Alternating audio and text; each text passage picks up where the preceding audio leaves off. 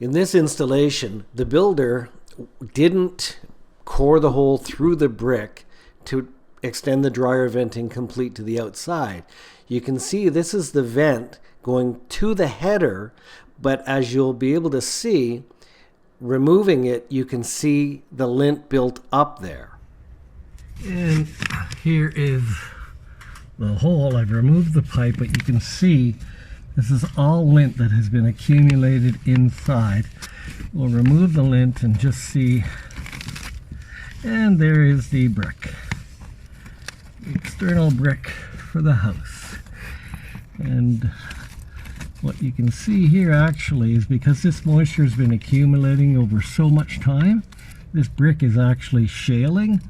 And what shaling is when brick gets moist, the face falls off. So this brick is actually crumbling.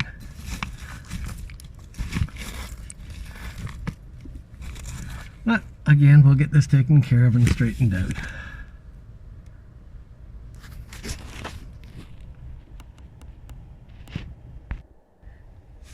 And this is looking into the vent. You can see that it's completely, there's lint all accumulated inside because this lint has had nowhere to go for all these years.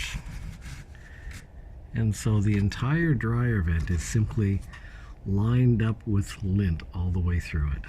So have to do a very serious cleaning on that as well. Trying actually to get a better view of how extensive the lint is in there. It's a little hard because of the because I'm shooting into the darkness, but you can see there's a lot of lint on the walls of the dryer vent.